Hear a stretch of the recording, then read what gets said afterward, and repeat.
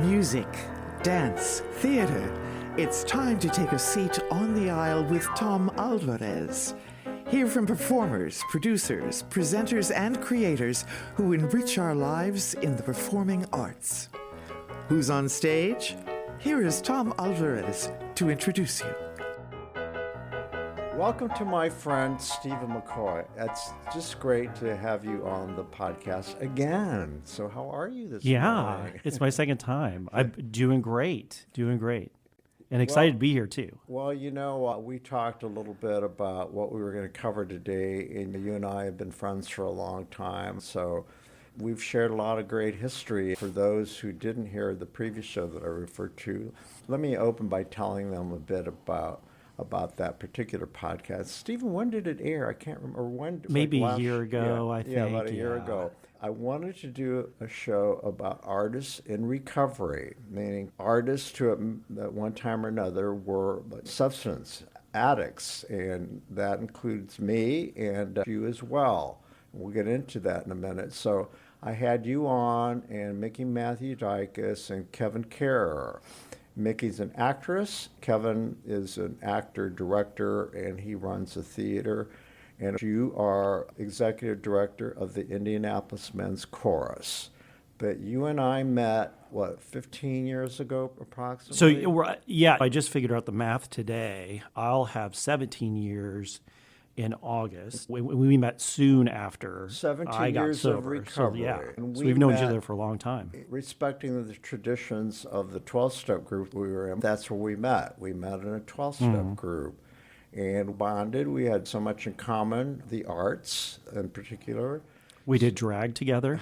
Oh, my God. We did Sober Siren. Stephen, you recruited me, and my character was Marina Del Rey. Yeah. And, we played, I think we did that. It was a fundraiser for the Damien Center. And I think there were other people in our gay men's group who participated.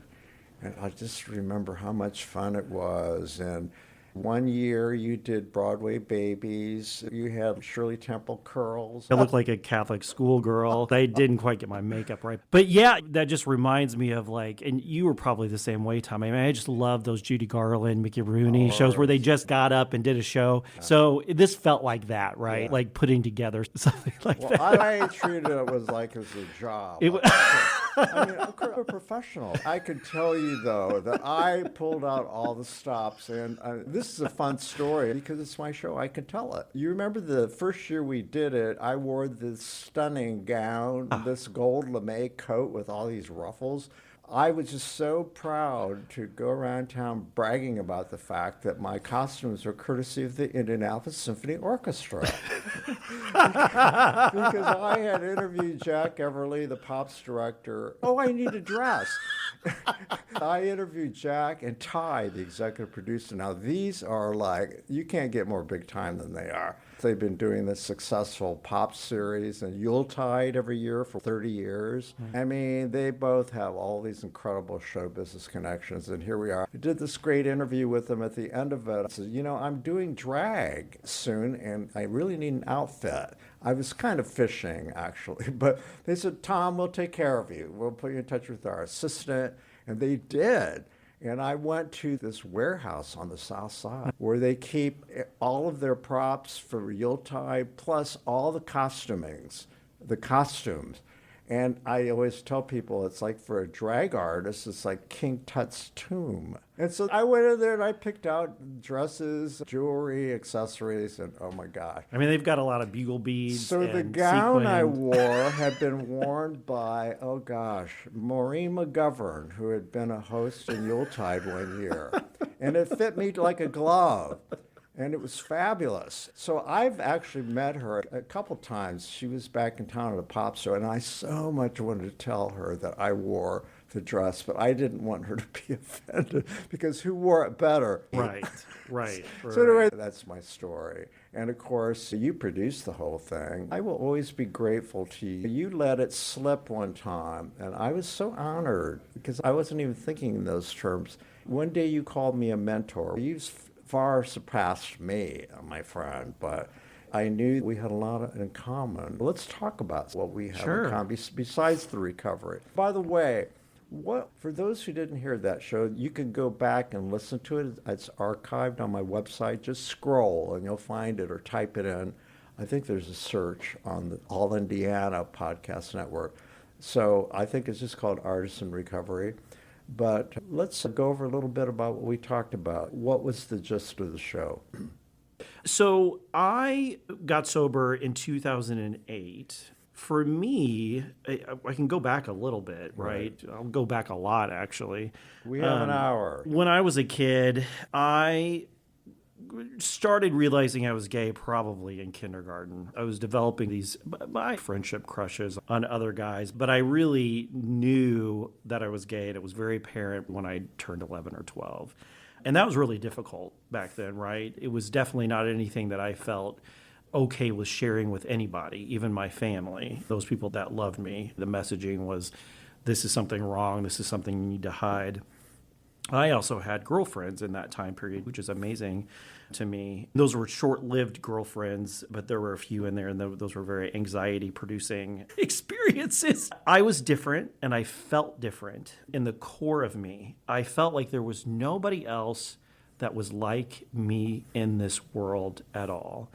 I have a little story that can encapsulate some of this stuff. You've probably seen Forrest Gump, right? Oh, yeah. When he goes on the bus, he's trying to get a seat, and all these kids are saying, seat taken, seat taken. He's in the South, so he has that accent. Then he comes upon Jenny, and Jenny lets him sit down. The same thing happened to me, only I didn't have a Jenny, unfortunately. I had gotten on the bus. After days of getting on the bus and sitting in the same seat, I was always picked up last, the last person on the route. So I always had to sit with someone on the bus, and I would sit with the same person. I just sat in the first seat on the bus. I sat down, and there was a shift for sure. The person I sat with said, "You can't sit here." So I got up, and I tried to find another seat. Well, no one would let me sit with them. Even if you can just imagine, people were shifting. If they sat by themselves, they would shift to the aisle seat just so I couldn't sit there. I remember there was one girl, and I thought, she'll let me sit with her. She didn't shift to the middle. And as soon as I sat down, she basically shoved me out of the seat. Oh, my goodness. And then also, the bus driver is yelling at me to sit down at the same time. So it's a bit crazy experience. But I think the most profound thing was that girl shoving me out of the seat, because I think for the first time, I felt as if everybody on the bus hated me, didn't like me, didn't want me to be there, didn't want me to even be close enough to them where I was sitting next to them. And so that really impacted me. People would call me quiet. Quiet is a really nice way to put it, but really I was shy.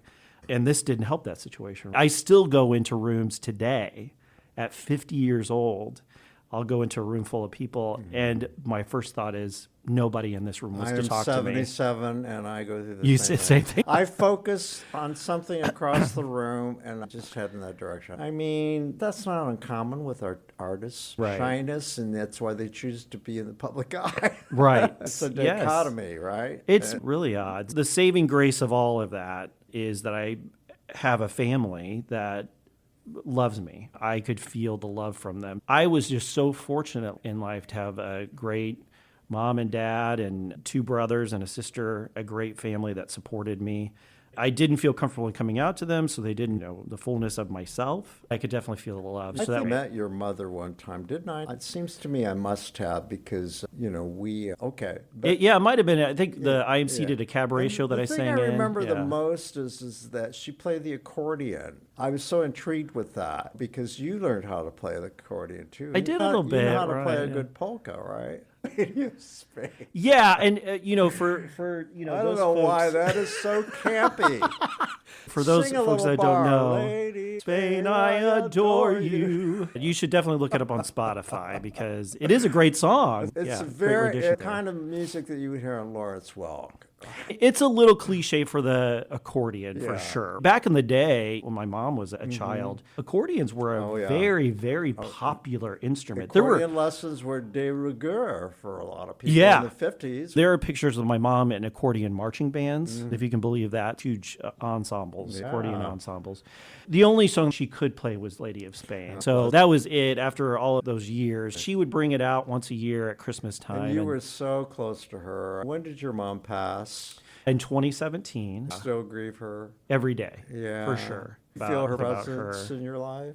Yes, every day. One of the things that affected me most was she was the only person I truly wanted to tell good news to. Like whenever something good happened to me or I was excited about something, I always enjoyed calling her up. That was so important to me. Gay men are stereotyped in so many ways, but that's probably one of those stereotypes that's very close to the truth for a lot of gay men. You know, we, our mothers, you know, we had close relationships. Many of us do, not all. Certainly people have had good relationships with their fathers. I did not, and my mother was my safe harbor. I understand what you're saying, but I never hear you talk about your dad. It's always your mom. My mom was such a big force in my life. And back to your question about do I experience her presence too. Anytime I have any difficult thing happening in my life, even if it's just a little difficult, I ask for my mom's help, and she answers it every single time. I'm sure that you identify with this as well, the fact that she always knew the right thing to say. Yeah. Whenever I Oh, was for sure. experiencing difficulty or heartache, I knew I could count on her. Never did judge me, just sort of like, but she always said the right thing, and I felt better. For sure. Comfort, right?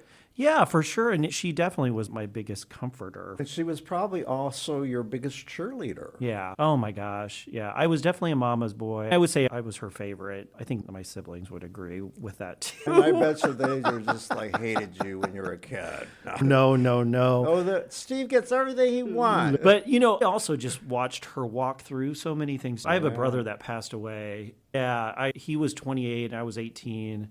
So that was 2 years ago. He died suddenly in an accident at work. I didn't know that. Yeah, and I was in my first week at college at IU in the School of Music, and I was in band camp that week. I got the call at midnight one night, and that changed all of our whole family's How life. traumatic.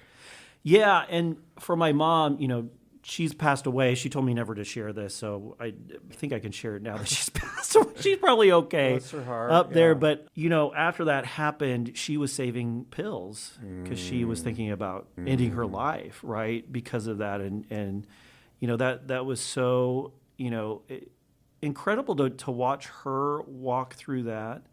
And recently I talked to a psychic about 6 months ago. It was just really interesting because immediately the first thing they talk about is my mom because of my relationship with my mom and stuff. But then they talked about my brother Scott. That freak you out that they knew about him? Is there any way they could have known that in advance? No, there was no way they could I'm a know. cynic about all that. But I don't know what to believe in all of that. I choose to believe that we don't know what's out there. Yeah, right? you're right. And just because it you know, hasn't happened to me doesn't mean it hasn't happened. Right. Yeah.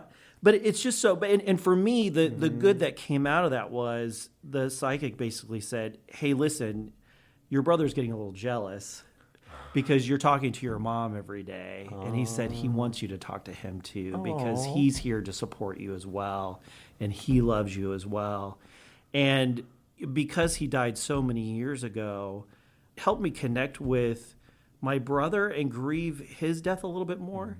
I don't want to jump around too much, but remember I was back at IU my first week, and because of that, I was able to hide the fact, not purposefully, but it just happened that way, that my brother died. There was nobody at school that really knew because I hadn't made a lot of friends yet. It wasn't something that I was going to go up to, you know, someone that I had just met and said, "Hey, my brother died." It just, you know, it's college, it's all that stuff. So I was put in this position where I didn't have to deal with it as much as my family did, who were in the middle of it in Evansville where I grew up. So that really helped me think about my brother more. And the psychic really did bring out some things that I was really surprised that they knew. Stephen? Scott. Scott, okay. Yeah, You Scott. mentioned that before. What did he do? So he worked at Evansville Airport And then there is a company, Tri-State Aero, that has airplane hangars for private airplanes. He worked for Tri-State Aero, serviced airplanes and moved them around. Was he a role model kind of guy? Yeah, very kind human being, just extremely kind. I've been lucky too, my dad, who, you're right, I don't talk too much about, but my dad's about the kindest person I think I've ever met in my life. My dad's definitely a role model too. I've had great male role models in my life, folks that I think about all the time. If I can just be half as good as my dad is. That leads me to how difficult that must have been for them to watch you go through addiction. Talk a little bit about the addiction. Yeah, I was shy, and the path of my life has been so interesting, right? If I was going to do something easy, it'd be sitting at a computer, not dealing with people all day. I'd rather just be by myself. Well, we bonded. Same way.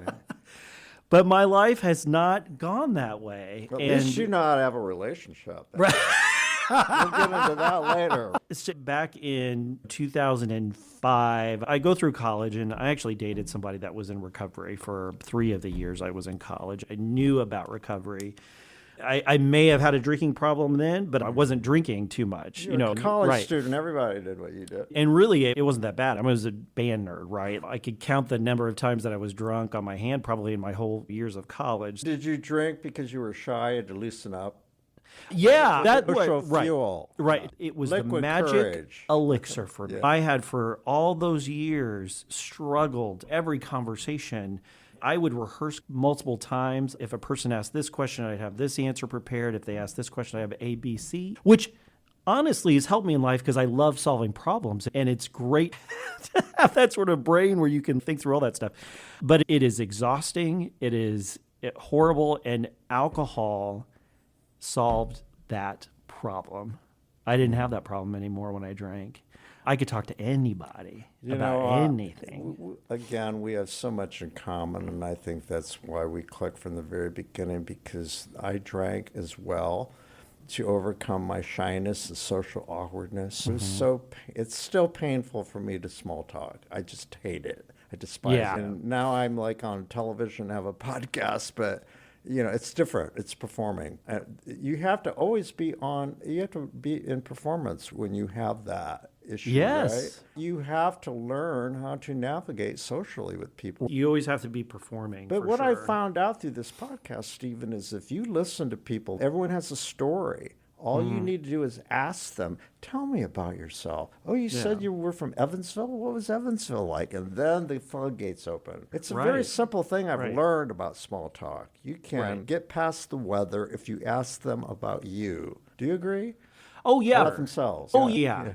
And I mean, honestly, I say I don't like to talk to people, but I am very curious. I want to know everything I can about, if somebody has a weird job, I want to know every detail about it. Well, yeah.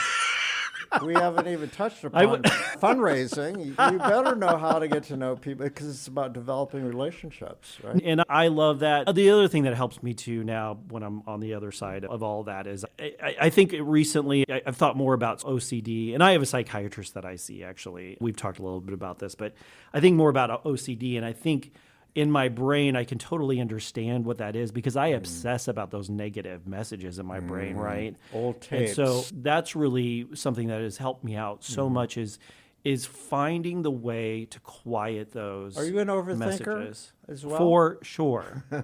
And honestly, Tom, that serves me well in a lot of ways. But in this way, it is not something that serves me well. I'm awake at night. Yes, right. I am a very anxious and nervous person and overthink things all the time. So, but it's paid off too. Yeah, for sure. Yeah? It's quieting those negative voices that has really helped me out. How have you come to the point now as a recovery therapy that's made you willing to be vulnerable and just to be open about all of these things? Yeah, lots of different things over the years. One thing that pops into my head, I went back to school in 2016, right before my mother passed, to get my master's degree at IUPUI and an MPA in nonprofit management concentration. And I had a professor for that period of time, how many years ago was that? Like I was probably 40 something. I thought that I had to be someone else in order to be good at the job I had. How could a shy person do what I was doing? I had to pretend like I was someone else. Performance. I had a professor that somehow got it through to me that you can actually be effective. You can be an effective leader no matter what you are inside, as long as you are authentic, and vulnerability is a good thing. Yep. And that totally changed my perspective. When I graduated, I actually switched jobs and I had a team of like 7 people. I was sort of thrust into managing more people than I was used to. I had managed people before. But I really went into that job and I was like, okay, I'm going to kind of reset how I do this. I'm going to be myself and be my goofy self. I'm going to be my self that doesn't always know all the answers and be honest about it. I think this is a good lesson for people who are listening, who understand the dynamics of, and I'm not coming off as a victim at all because I think I overcame a lot to get where I am. But after you've been bullied and shamed when you're a small child, and you grow up that way, you become very conscious of criticism. For sure. And then you spend your whole life worrying about how you're coming off, and this image management, it is exhausting, especially those at survival. You have to put on some kind of facade to get through daily life. And sometimes you run the risk of that facade being exactly the wrong thing. Some people put that facade on and think, well, my facade needs to be that I need to be a powerful person and tell people how to do their job and do all this. But I think if you can get to a place where you're like, okay, I can be myself and I can be a kind manager. But don't you agree, to get to that point, you really need to get outside help? And I don't think a lot you don't have to do it on your own. Right. You don't have to at all. I've always depended on the expertise of professionals to help me with these things that I can't. I just gave up my hands one day and said, tell me what I need to do. Right. And I think also with that, mentorship, how important mentorship has been in my life, incredibly important. Having people around you that you look to as folks that you can go to and talk to about different things. And modeling. Yes, modeling. Yeah, watch what I do, not what I say. I think about those things, right? Like mentorship and how much mentorship has helped me. I volunteered for a few years for an organization. I just want to give them a shout out, Trusted Mentors. It's a great organization in town that pairs folks with folks that need mentorship, that maybe have substance abuse issues or just life issues or homelessness issues. And that was really rewarding for me to be a mentor in that way. So there's support systems out in the community if you look for them, if you need a mentor. But mentorship has been really important to me. Mm-hmm. Okay, I know that there are some topics that are very close to your heart. Let's talk about your history in the performing arts, specifically as a member of the gay community. You're a founder, and we share that in common, too. I was a founding board member of the Phoenix Theater, and it gives me chills when I walk into their current multi-million-dollar facility knowing that I was there when it started in someone's living room. Yeah. And there's no better rush than knowing that, because it teaches you anything's possible. Right. Anything's possible. Right. Including founding a theater from scratch. And you've done that same thing. So let's hear about your experiences. And, to go back to my childhood just a little bit, music was super important to me in all of its form. Playing the accordion and my mom playing the accordion. I took piano lessons when I was in kindergarten.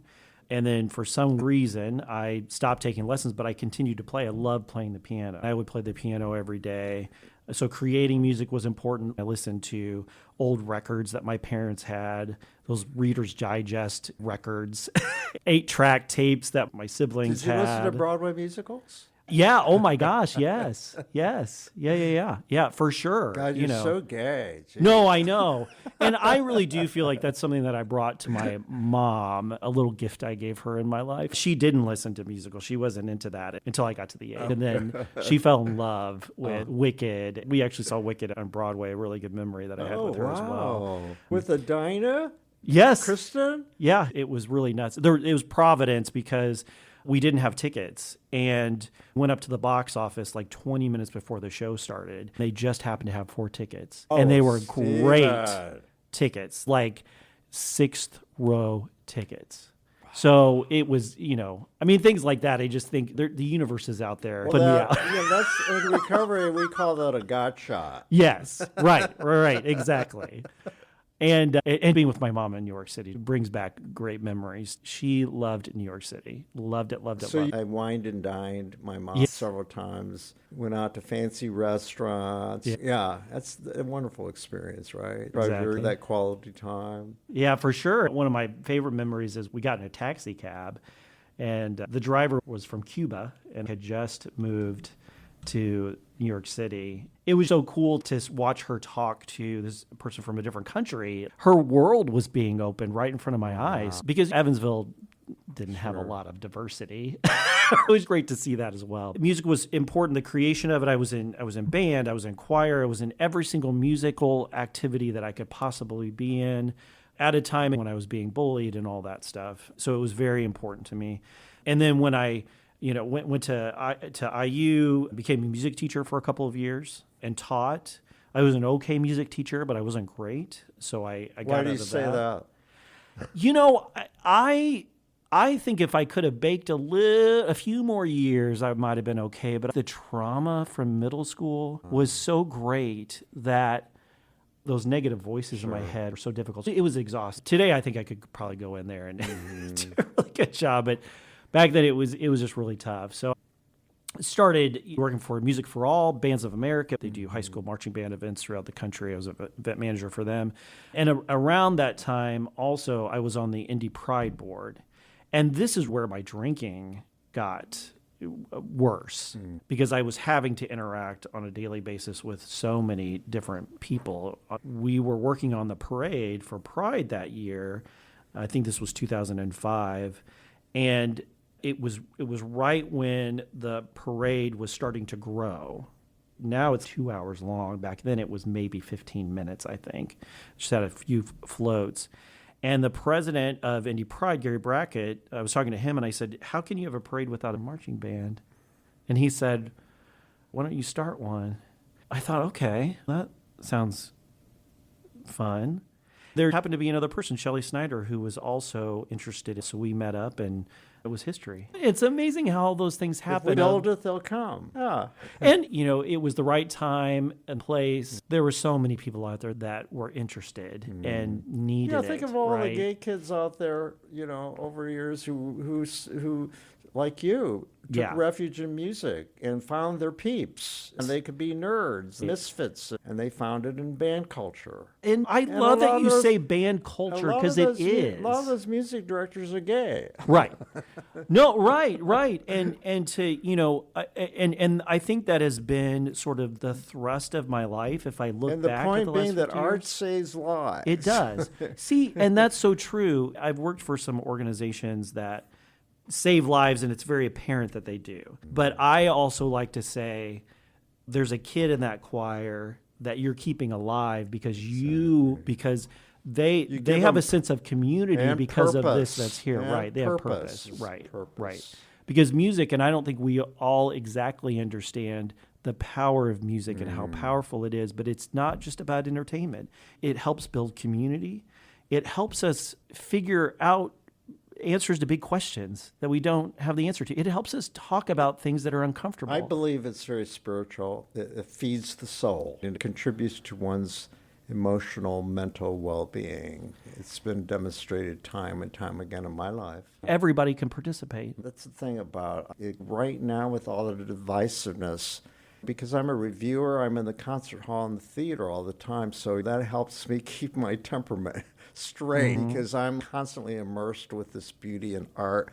It's the only way now that people can come together and you don't know the politics of the person on your left or your right because it's what you're watching and that you're collectively, and it's the only thing that I can find that it's a refuge from all the noise going on. Do you agree with that? Yeah, for sure. It's the great unifier, like sports, like the Pacers. Right.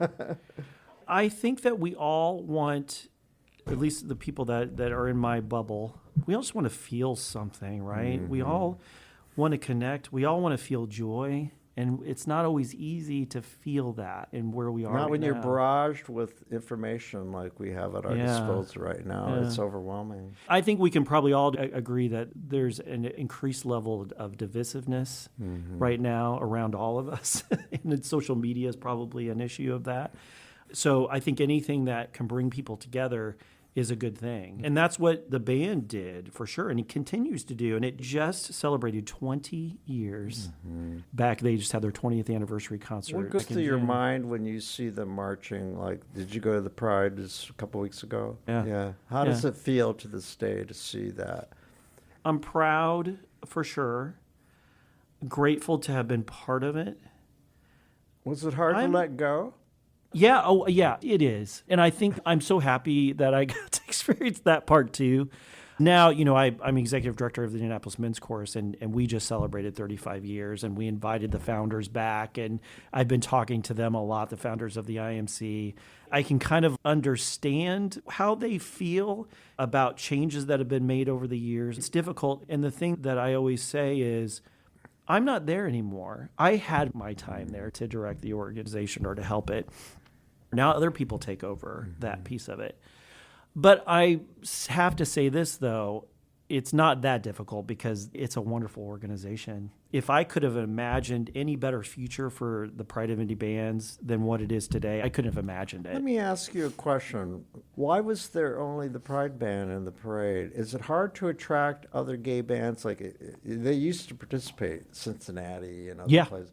What's the issue? What's causing people from, other cities going back and forth to be in other parades? Yeah, I'm not sure. Even when I was in the Pride of Indy Band, I went to St. Louis one year for Pride and marched with their band. Because there's a umbrella organization of gay bands in the country, right? And so there is this network of folks, and a lot of times you can go to Cincinnati and march with their band if you want to at their Pride. They'll welcome people in. So that does happen. Okay. I don't know if that happened with the Pride of Indy Band this year or not. And why I'm sure there's a lot involved, logistics and, homophobia is probably in there somewhere. But why don't you see, universities and high schools participate in Pride marches? Oh, in Pride, yeah. For that reason? Yeah. Homophobia, institutional stuff. Maybe some people in the band or their parents or whatever. You see the big parades, you have high schools and they come in, right. They show off their program. I always wondered, just curious. Yeah, I don't know if there allies, is a... allies. Right, yeah. I don't know if there is a reason. And even in the Pride of Indy Bands, it's a LGBTQ organization, but they have straight people that play as well, for sure. I'm not sure. Maybe no one's really thought about it. Hey, Indianapolis Pipers, why aren't you in there with your bagpipes? I mean, because on the whole, I think the way that the band works, and choir as well, I think it's hard to be a band person than to be a person that hates people. Oh my gosh, how can you have a parade without a band? You can't. You just can't. Yeah. That's so important. Yeah. So the Pride Band was your baby, and then what happened? You moved on. Yeah, I was working for Music for All at that time. Did you do that in Washington, D.C. before you moved here? No. I thought you burned and crashed in Washington, D.C. Yeah, right. Okay, thanks, Tom. That's what I met you. That's what you showed up. You showed up beaten down. Oh, my God. Let's get to the real tea. You were. It's time to really God talk. bless you. You were a mess. When I saw you at that first meeting, I thought, oh, this poor thing. But I could also see the promise because I had been sober long enough to see people transform before my very eyes. Sure. For those listening, I want to always not take credit because I feel it was a gift, my sobriety, but I've been at this now for 40 years, and it's one of my proudest achievements. Nothing else that I have been successful at would have happened had it not for the fact that I got sober. Yeah. So that's just a fact. Right. And I'm grateful for it too, because I have things that I've had in my life as well are. It's a tough thing because we say in recovery that it's a disease of ego. Mm-hmm. We constantly have to monitor our egos. Sure. because one of the reasons we drank is we got too big for our britches. We believed our publicity. And we were self-absorbed, selfish, self-centered. And that's part of the emotional baggage that comes with addiction. It's even part of my shyness, I think, because if I'm walking in a room and I think everybody in that room hates me, 99% of those people don't even know I'm there. That's a pretty egocentric thought. I'm glad I got this toolbox of all the therapy that I've had. I have to pull out those tools all the time. I'm constantly having to check my ego, especially being in the public eye. You constantly get attention, and you have to learn how to temper that and own it. People give you a compliment, you say thank you, and that's it. You don't have to justify it or whatever. Just accept it with grace, right? Right, you learn right, that? exactly. Yeah? But anyway, it's a lot of work. It is, It's a lot of work, but the rewards are great. Yeah, you believe? for sure. Yeah. Yes, for yeah. sure. So, all right, after Indy Pride. So I moved out to the East Coast. Right, go ahead. I moved out to the East Coast to follow a partner, a boyfriend. And this is sort of when my fundraising career started. I got there, didn't have a job, and I moved to Baltimore. And we lived on the north side of Baltimore. I needed a job, and I feel like there were job postings on Yahoo back then, if you can believe that. So I found that there was a job at a place called Paul's Kitchen, I think is what it was. But it was a soup kitchen in Pigtown, which is in Baltimore, and it's the place that they would bring the pigs to after they got off the ships, basically in the bay. They wouldn't transport them there. I think the guys had sticks, and they would take them through the streets of Baltimore to Pigtown. It was a very depressed area. I remember driving in for the first time there in Baltimore and thinking, this looks like I'm in a movie. They were having a gala fundraiser. And they hired me to handle the silent auction, just all the logistics around doing this gala fundraiser for them. And I honestly had no experience. I don't know why they hired me, but they did. I learned a lot through that process on how to run a gala and stuff. After that job was done, it was a short assignment. Then I started work for the ALS Association, so Lou Gehrig's disease, out there, and ran fundraising events with them. And all the time you were a functioning alcoholic. Yeah. I would say it was functioning. It just got worse. But think about that, how you're able to pull that. Here you are, this shy person, and then you sell yourself. I mean, think about that, though. It's a lot of work. Yeah, and here I am, Tom. As soon as I get off work, I get home. I might stop at McDonald's and get a large Diet Coke and drink a quarter of it on my way home. And then when I got home, I just fill that quarter up with vodka, which is a ton of vodka. So I would drink that and continue to drink, pass out, get up in the morning. I'd have to drink a beer in the morning just to stop the shakes. And then I'd make it through my day. We have an inside joke in recovery saying, I wasn't that bad. I know. It was pretty bad. I was somehow holding it all together until I wasn't. When I worked in TV and I was like stay out till 3 and I was drunk, and so that I would make it to work on time, I slept on my office floor. That's pretty bad. Because I had to sign on the station at like 5 o'clock in the morning, and if I wasn't there, the union rules said that management had to be there. Oh my gosh. So a lot of horror stories, but they're funny to us now. Yeah. They're tragically funny. And just to think I was able to get through all of that. But it stopped working, and I broke up with my boyfriend. The job wasn't happy with me. As we were breaking up, I left that job and I started working in a consulting company. I had lots of different assignments for a while in different development offices. Were you making money? Yeah. Good money, I think. No, well, yeah, money. For your age It's hard. at the Yeah. right? Okay. Yeah, cost of living out there was really high. So almost everybody my age had 2 jobs. I was making money, but then the bottom sort of fell out. And I had to pack up a U-Haul and my dog Sammy, I had a little beagle. We drove back to Evansville and I lived with my family for a little while. It just got worse and worse. Finally, I had a friend, and these people just show up, right, that I went to, and I said, I can't stay sober. I'm drunk all the time. I can't not drink anymore. I need to figure out a way to stop this. He knew somebody named Mark St. John. That's a name we probably haven't heard in a while, but he passed away a few years ago. I think he was on the board for Fairbanks. He helped me get into Fairbanks, which is a recovery facility. I was the development director there for 3 Yeah, years. I feel very fortunate to have gone in. I was there for maybe 9 days, as long as my insurance would pay, and enjoyed the food. That's when we crossed paths. Yeah, all those right. carbohydrates. Right, That's yes. where I gained 30 pounds Yeah. working there and became a diabetic. They say you need gotta- to replace the Yeah, sugar. you got to fatten up those alcoholics. You got to replace the sugar that they're missing A from the lot of alcohol. mashed potatoes. Yeah. No, yeah. I mean, that's when I started eating ice cream every night. Gained some weight through that for sure. I went through Fairbanks, really enjoyed it, met some really amazing characters through that, and then went into recovery. You know, program. we could do 3 shows, but I know. We gotta keep going. I want you to focus on the big enchilada here, and that would Yeah. be the Indianapolis Men's Chorus. But where were a couple of other organizations before you got to today? Sure. I worked for the Indianapolis Children's Choir for a decade and started out as a development associate and worked my way up to assistant executive director, overseeing development and marketing for that wonderful organization. I left there. There was a job at the Damien Center. Back then it was a chief development officer position.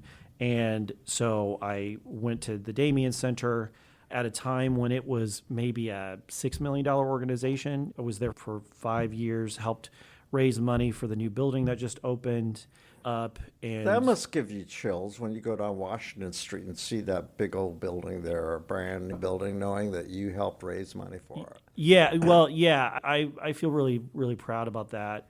And, you know, just because our community needs that so much, you know, the HIV epidemic, there's a path We to won't get even there. get into all the government cuts. It's sad because there's a path to end it. Right now, it feels as if we're losing I ground, heard right? the other day there's a new medication coming out that you only take twice a year. Yeah. or twice. It just got approved by the FDA, so Yeah. you would just get 2 Yeah. shots a year.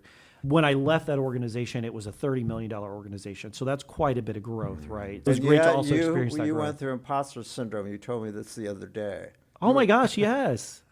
I was like, why I'm am over I my here? head. Who do I think Right. I am? Right, yeah. And, you know, and I still do that today, right? Yes. Like, why am I here? This is crazy. I go through it all the time.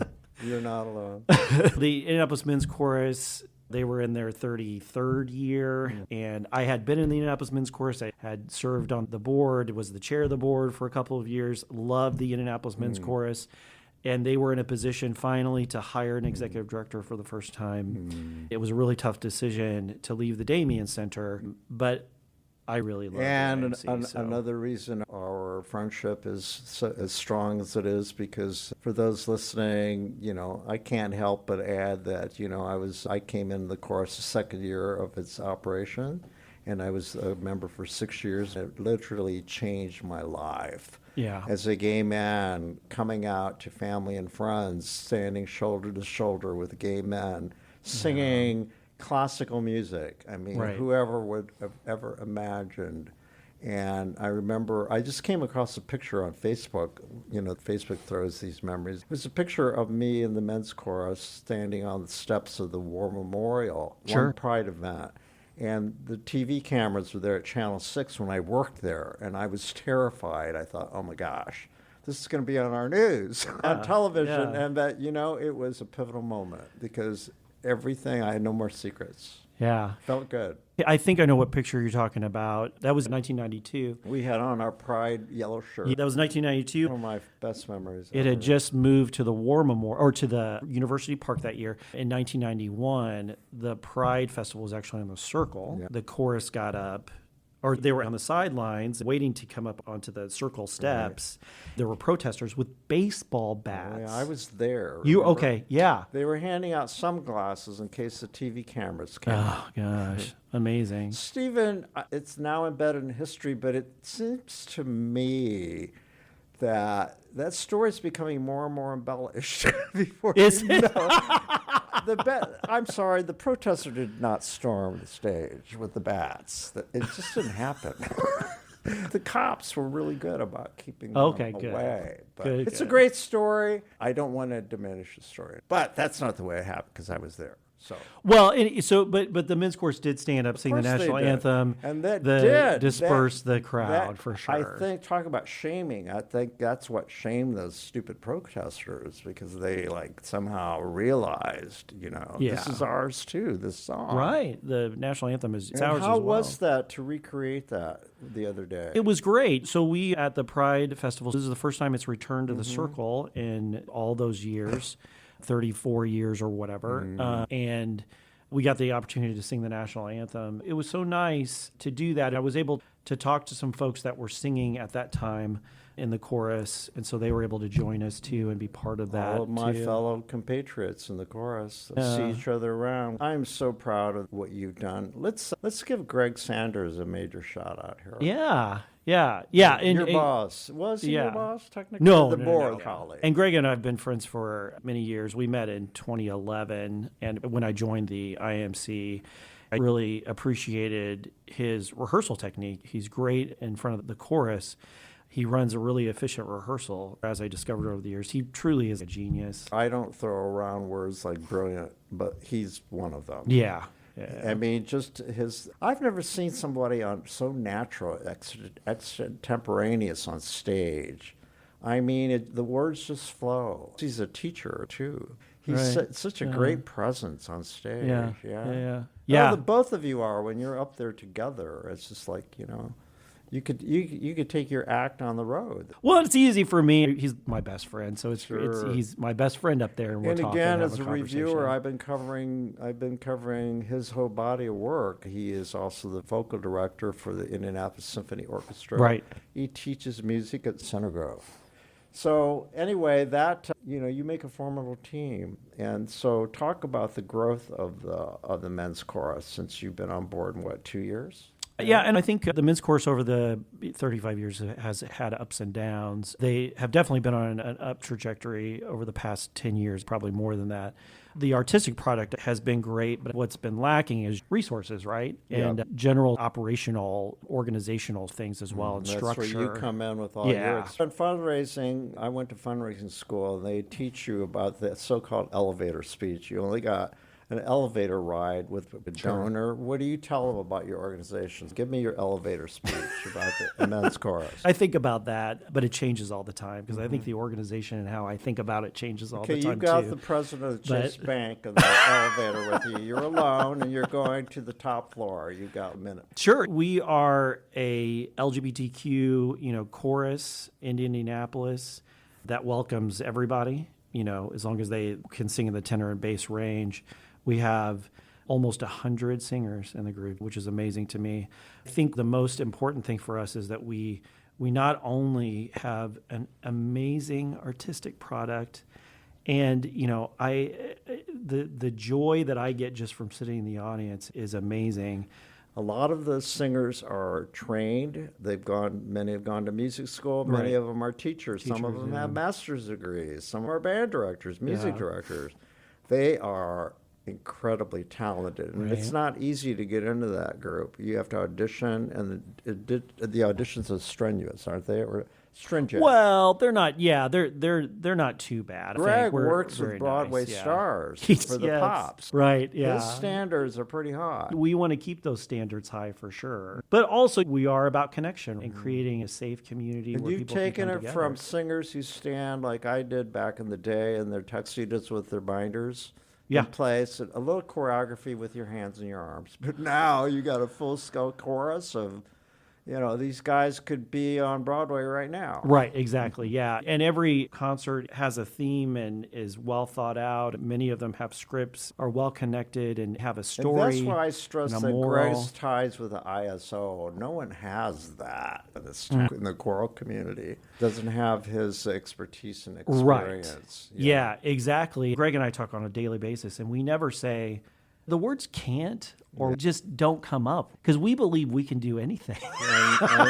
And trust me, you have demonstrated time and time. we talk about it, you and me, and that you're constantly the downside about success is you've always got to top yourself. Right. Because you build a donor base too, and your budgets get bigger as you succeed. So I don't know. There's no end to it, really. Yeah. So is there anything that you would like to?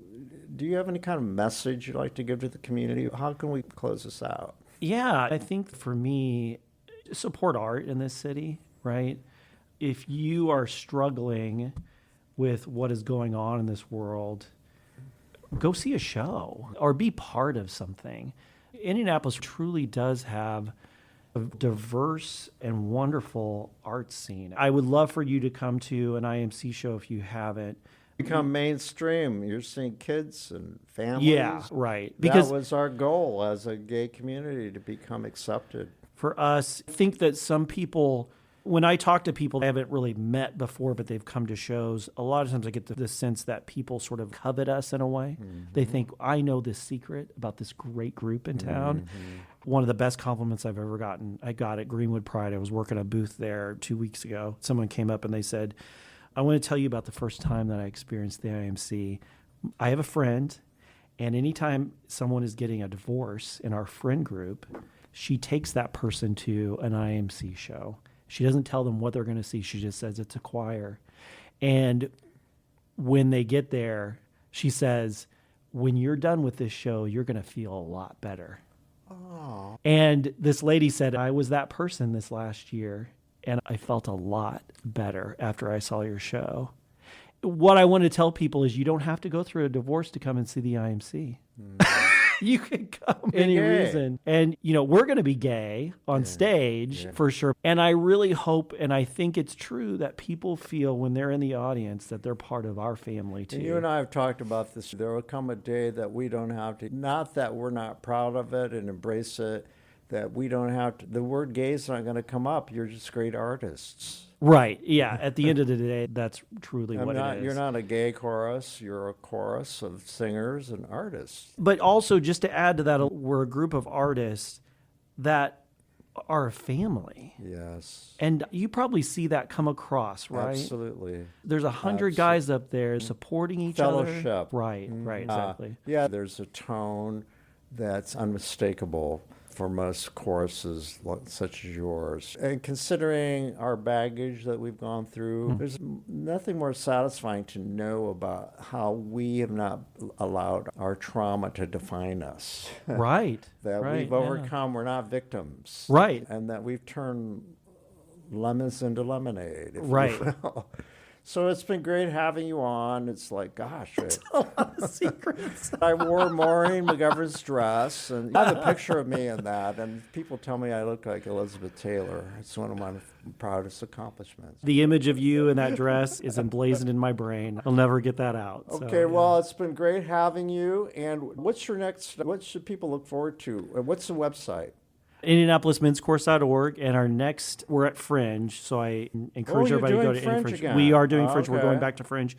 The name of the show is Holy Shit. Oh. It's Fringe, right? So we have to be a little bit out there, I think. And so, we don't actually spell out shit, It's like though. Schitt's Creek? Yeah, it's S-H-T. Well, if the leader of our country can say the F-bomb, then I think we're fine. But I'm not going to beep this out, so don't worry. And so, I really recommend, if experience this the first time, Fringe show is great. It's a smaller group, not the full group. I think we maybe have 20, 25 singers in it, but it is truly a music box show. Do you know the dates roughly? Jukebox.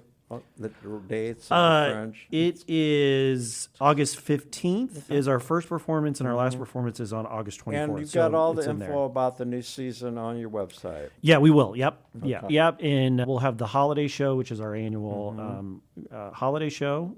And then in the spring, we're doing a big band concert. So we're investing in hiring a big band. We didn't get around to talk about the prom that you guys had. And then the big gay prom. Big gay prom. Yeah. Did you get a corsage? Or did you give your husband, Zach, a corsage? Or we actually did. We ordered them off of Amazon. They came with a boutonniere and corsage, and I gave him the corsage, thinking, "Oh, he'll wear the These are corsage," fresh flowers? but he wanted another These are boutonniere. fresh that you can get on Amazon? No, they're Oh, fake.